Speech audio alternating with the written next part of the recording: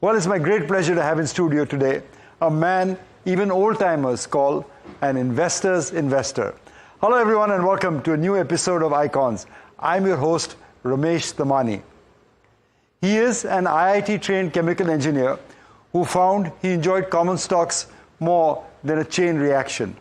He is a Stern School New York MBA who decided that his karma bhumi was not Wall Street, but Dalal Street. He was a passionate India bull way before the term became popular. Intellectual, intuitive, imaginative, and of course, iconic are some of the adjectives used to describe him. The ability to see patterns, important through this whole sort of mosaic of scattered data points. I was watching Dhoni and I'm conversing with him. The ball, there's a television there, the camera, someone's bowling. He would see the ball and he'd say, "A 4 hone wala, 6, out, out, out." I visited the bathroom of every company I visited. You famously mentioned that, yes. Kung Fu. Peace, evolution, enlightenment. Brijmohan Lal Munjal. Legend. Madhav Dhar. Visionary, high energy, great leader of people. Your favorite city in the whole world? Mumbai. Really? Your ultimate comfort food? I'd say a dosa. Please help me welcome from Sethi Capital, Vinod Sethi. Vinod, thank you so much for joining us. Thank you, Ramesh. Very kind of you to use those poetic words. I've always admired you, Vinod. But that's nice. Yeah. Let's go back to your start. When life starts, it doesn't come with a manual, but it comes with a mom. How important was mom in your life, and what did she teach you? Mom was very important. I'd say my only hero is my mother. Really? Yeah. So, and more so because she was a single mom. Yeah. So I lost my father very early. So my mother really brought me up. But more than that, I think I learned. The core anchors, if you will, were all my mother's. Can you give me some example of some lessons she taught you when you were young that still resonated with you or still does resonate with you? Well, one was always be honest, always be in the usual stuff. She lived it. But I think more than that, I learned courage from her. Because she lost her husband very early. She must have been 28 or 29. And, the tough times. But she faced it. And I was a witness to that every day. So to me, courage is not something you read about or watch in a film. It's something I was living every day. And so even if I have a tough day, I just have to think of my mother. And that's... so she was in a way Durga in that sense. Right. But courage is always listening to your inner voice? Yes. And knowing that the universe, your trust in the universe takes care of courage, takes care of stress, takes care of many things. So you either believe that the universe is against you and unless you fight your way through, nothing's going to happen in your life, or if you feel that the universe is a force that is alive and kicking and very much acting in your interest, if you wish it to. Once you have that, then it's okay. Then courage comes naturally. Then, stress disappears. Because stress fundamentally starts with the distrust of the universe. So you believe in the universe. Mark Twain, the American humorist, once said that never let schooling interfere with your education. Formal education is not something... it didn't teach you everything. What did it not teach you that you find important in your career? I think the origins of education go back to the capitalist system. Let's go to the roots. So much of what we do today is a function of what capitalism wanted out of you. So education was to the linear progression. A linear progression, that you just, walk the path. And to sort of also, instill, take away a little wild side, if you will. And, you just go through a system. I'm not saying it's wrong, it's good or bad, but it has its limitations. It's not enough. It's not enough. Okay. It's a necessary but not a sufficient condition. because it doesn't teach you risk-taking, it doesn't teach you leadership, it doesn't teach you how to manage stress, it doesn't teach you the benefits of yoga, many other things. Listening, very important. And so life is really your teacher. School is a facilitator in terms of getting you up to some concepts and all of that. But to believe that school will make you is a tall ask. You famously said that instead of working at Morgan Stanley, you were educating yourself at Morgan Stanley. Yes. Is that the way you saw it? Yes, I treated Morgan Stanley as a university. It really was. And the fact that I was getting paid and getting paid reasonably well was an added bonus, which I never really. So I never negotiated salaries or anything at Morgan Stanley. So to me, it was really education. You keep saying risk and patience. These are the two qualities that you admired from your mentors.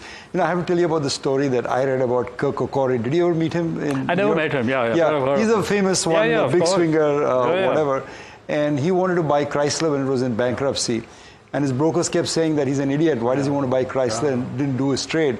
Till finally on the third try, the broker's boss told him, you don't teach Babe Ruth how to bat, which is in effect, you don't teach Sachin Tendulkar how to bat.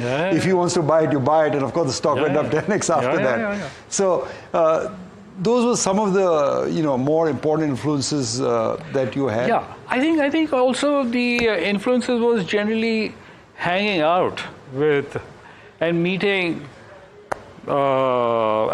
Meeting everyone. Meeting even a George Soros left a impression on me for even today.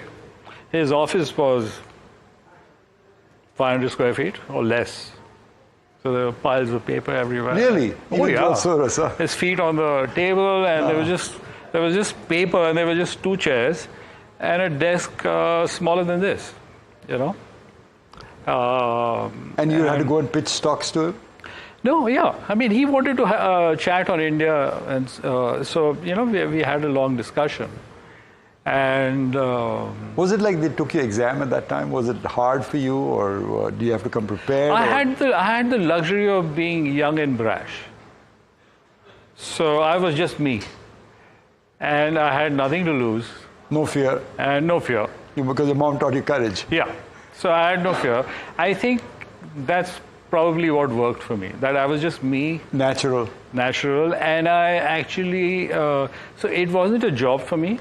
It was education. It was education, and it was a mission for me. To do so, I actually believed in this whole India thing. It wasn't a job option that I'm supposed to sell soap, so I was selling soap. I went to Morgan to do India. So to me, it was a disconnect to me that when I went to the US and when I was at Morgan Stanley, India's per capita income was somewhere like $300 or something. Yeah. Okay? Wall Street in New York was $30,000, $40,000 and so on and so forth. So there was a disconnect that I couldn't figure out. I could clearly see, they could also clearly see that I'm fairly smart, and there was nothing in us that was in any way less than them. So this disconnect of $300 and $40,000. That's what struck them. That struck me also as to this is just this can't be. This is bound to go. And then Mexico had raised $30 billion every year since NAFTA was signed. NAFTA was signed somewhere late 80s, or I forget. It's now in bad repute, but that's another story. But that started, and so. And made Carlos Slim a billionaire. Yeah. So my question was, why can't $35 billion flow to India? You can flow on a good day today. So that's how it. Good month at least. Yeah. So that's how it began. Yeah, I understand, but there's another saying which says youth is too important to be wasted on the youth. George Bernard Shaw. To come back to your brashness, you were a 28-year-old hobnobbing with the Wall Street's best, managing director at Dean Witter at Morgan Stanley. How was it? Were you always a man in a hurry? Obviously, you didn't waste your youth. I never wasted my youth, but I was never in a hurry. I was... You're really a managing director at 28 and you're not in a hurry? I never asked for it. I never. I think what Lenin said is right. There are decades when nothing happens, and there are days when decades happen. Right. And that's the point you caught in India. Yeah. So I think time is non-linear. So impatience takes you back, in my view. So I think I spent 80. I went to NYU 87, 88, and I think I just I was in a bit of a trance. I mean, obviously my destiny was taking me there because I was working 18 hours a day. I was reading up on everything. I was doing all sorts of stuff, and I never attended a placement office. I never went for, and I never even visited the placement office. Really? So I would say all classic signs of what you would say are either irrational behavior or uncommon behavior. But something told me... But you threw it to the destiny, threw it to the world. I just played dice with... and so... But I think I have an intuition about what will happen. And so I have a fair sense of what happens 10 years from now. I mean, you know. I'm going to pick your brain on that. Yeah, sure. Before I do that, Vinod, you're in India, you're 20-something, you have capital, and you're meeting a bunch of promoters in India. And I know you met and picked some of the greatest stocks in India, iconic stocks that became household names 20 years later. Let's just talk about one of them. I think the one that I admired the most was your pick of HDFC. Yeah. Tell me, how did that happen? Well, HDFC started with a DSP analyst, head of research. Praveen Shah had come to my office. So all the brokers were pitching one or two ideas to me at all times. Right. So, I was forcing them to do that. So Praveen just mentioned HDFC in passing. So I had so I sort of understood what they're doing. And then he said, it's trading at 1 times earning or 2 times earning, something. Nothing. Yeah, it was 2 times. So it was earning. just one of the things he happened to mention. But I didn't show my interest, but it registered. Julian Robertson's training. Yeah. Don't you? So it registered. So I went. I said I would like to meet them. So then I met the Deepaks. Deepak Parekh, Deepak Satwalekar were there. Icons in their own name. Of course. And, really, they have built. No question about that. They were also ahead of their time. And what I found was just like decent guys, doing a decent job, running a good business. The country is homeless. In a country where 90% of the people don't have mortgages. That's right. So, and your entry... Homeless. That's so well put. and you're basically getting it at 1 times earnings. So then so it was a bit of a disconnect for me. So then I studied Fannie Mae, Freddie Mac. That must have helped your U.S. education. No, absolutely. Because once you study that, it's an obvious play. I think the path has already been well displayed in a way, if you wish to look. So I did all that, and then I kept asking a lot of smart investors here also as to why not what's buy the catch? HDFC? Yes. So no one had an answer. It was considered a quasi-government PSU. Government so PSU and no assets nahi hai. Correct. Rented office hai Raymond House mein. All employees hi hai. Wo nikal gaya. There's Finance nothing business. There's no residual value. So see, when something is supremely cheap, there are 100 reasons to justify it.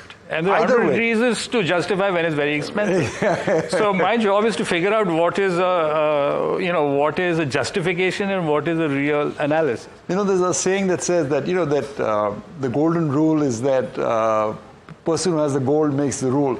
Indians always had a love affair with hard assets, right? Yeah.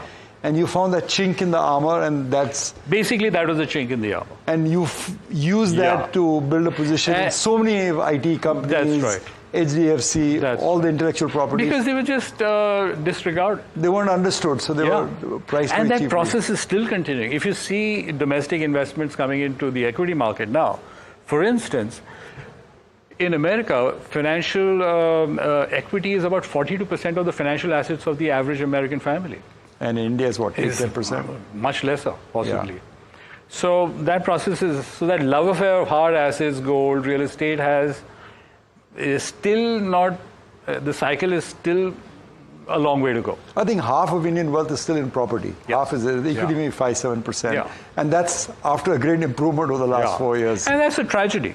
I think investors missed a large rally in markets. The index was 700. Now it's 70,000.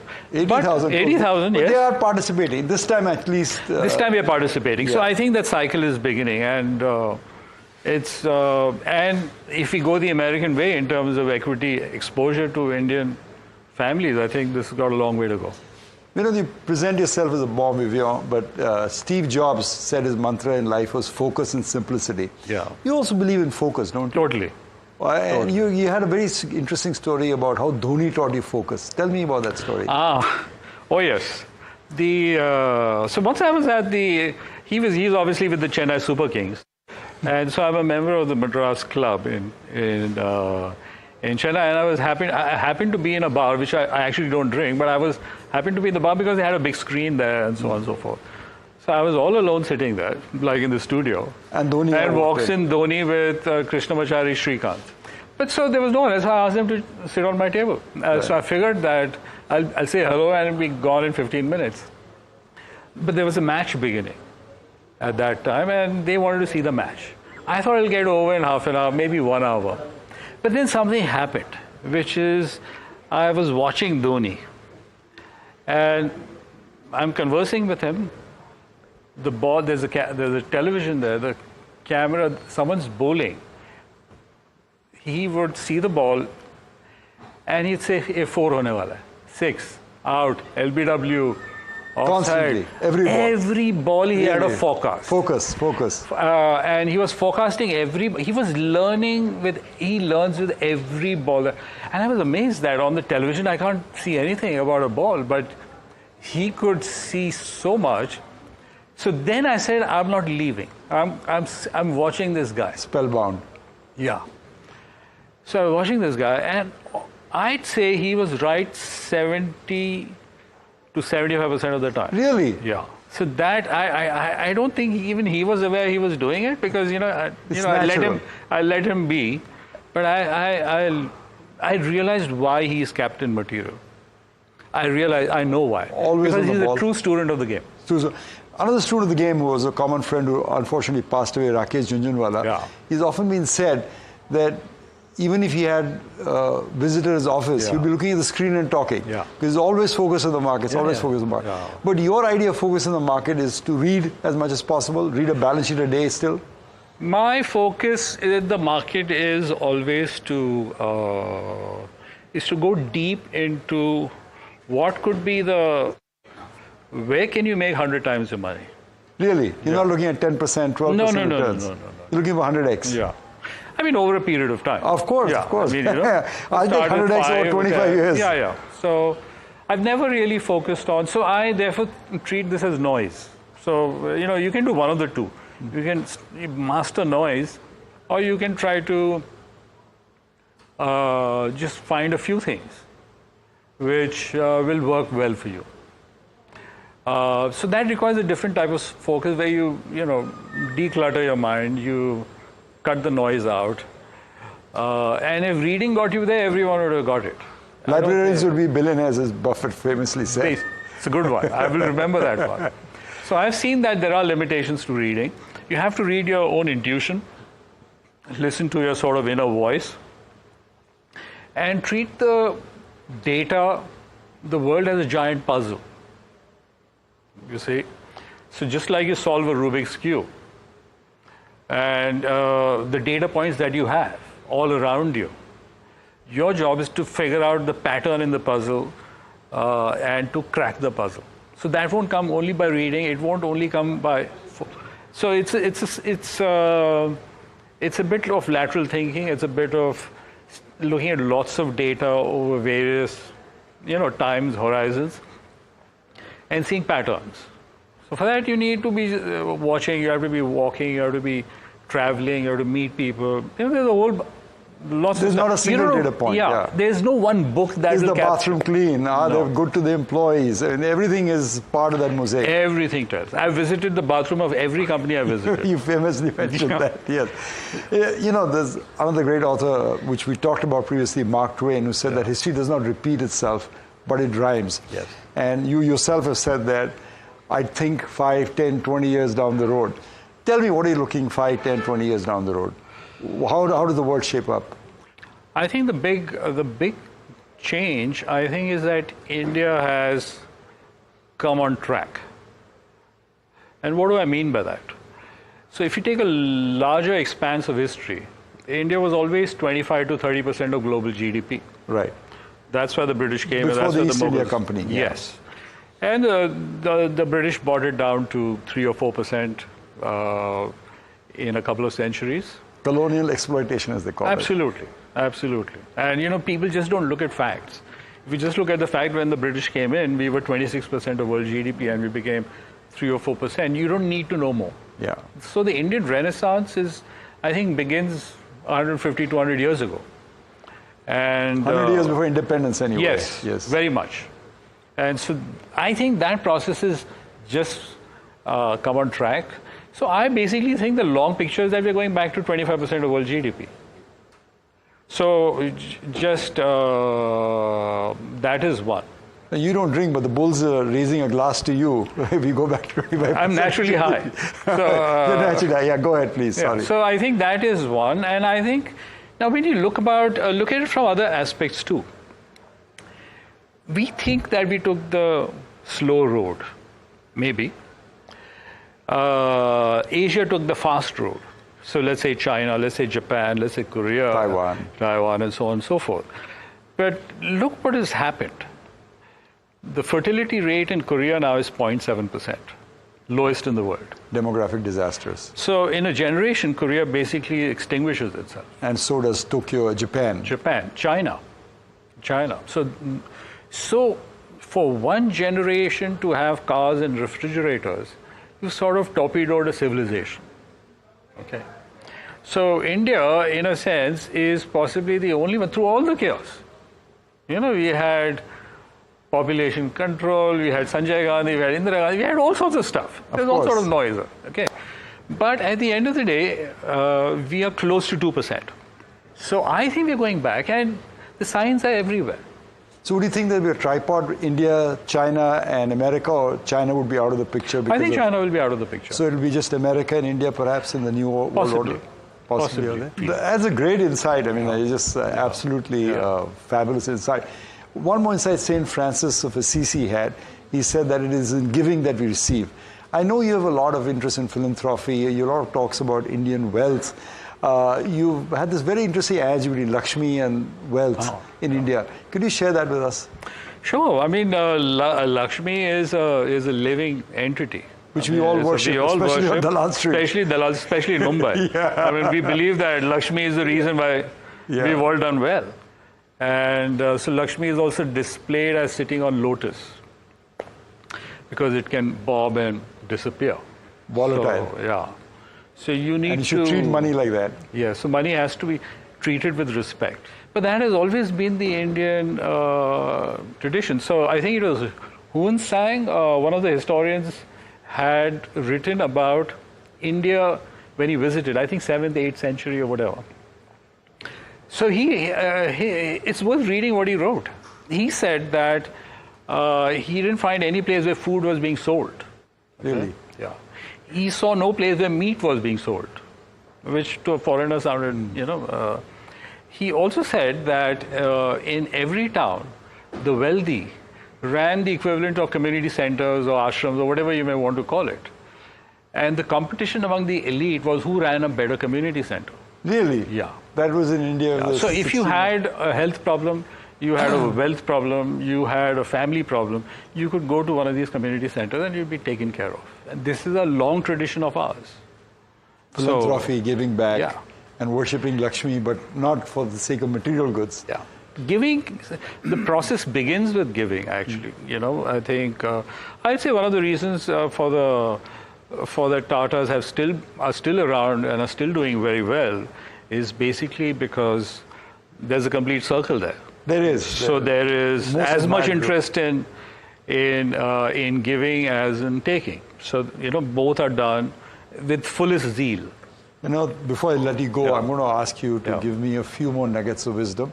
I love doing a rapid fire round. Sure. I'm going to do a rapid fire with Okay. you. Let's see what you come up with. Okay. Kung Fu. Peace, evolution, enlightenment. Brijmohan Lal Munjal. Legend. Why? Started the company at 69, Hero Honda. At 69. And totally focused. He sat in the same office, same chair, same secretary, same television set, when his market cap was 10 crores, 20 crores, 200 crores, 2,000 crores, 20,000 crores, 2 lakh crores. One of the great promoters out of India for Yes. Hero Honda at that time. Madhav Dhar. I would say visionary, high energy, a great leader of people. And his dad was actually one of Indira Gandhi's socialists. Yes. And he was the ultimate dad, capitalist out there. Your favorite city in the whole world? Mumbai. Really? Your ultimate comfort food? Good one. I'd say a dosa. Okay. You can invite any 3 companions for dinner. They just have to be alive. Who would you choose? Who are the 3 people you'd ask? I'd choose Osho. I'd choose Raman Maharishi. I'd choose Max Planck. The one who won the Nobel Prize in For quantum physics, mechanics. For quantum Yeah. mechanics out there. Great. He's the person who was the editor who selected Einstein's paper and thought it noteworthy. There's a Rumi blessing which says, what hurts you blesses you. The darkness is your candle. I can only thank you for illuminating the path for a generation of investors in India. Thank you for being a part of our show. Thank you so much for watching, and we'll see you soon on another episode of Icons.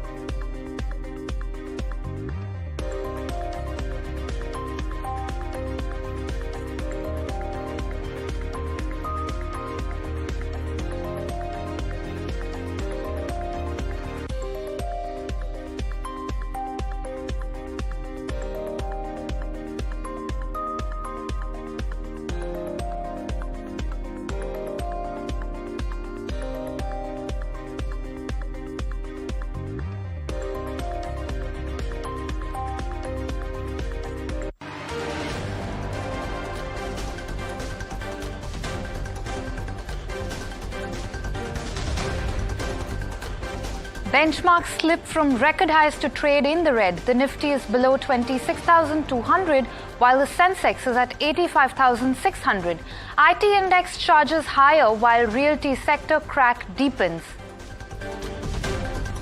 Tata Sons chairman announces group's foray into semiconductors as Tata Electronics partners with Taiwan's PSMC to launch India's first AI-enabled semiconductor fab in Gujarat. Morgan Stanley upgrades power utilities like Tata Power, Torrent Power and BHEL. Rates overweight with target prices implying a 20 to 25% upside. Tata Power charges to fresh highs. Swiggy files an updated DRHP for a 10,700 crore IPO.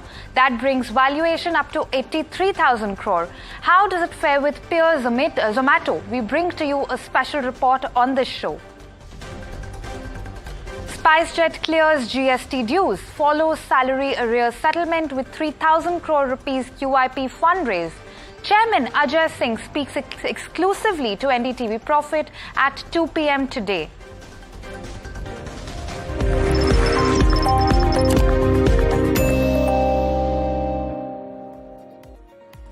Hello and welcome. You're watching Market IQ. Let's take a very quick look at how the markets are faring before we can delve further with the show.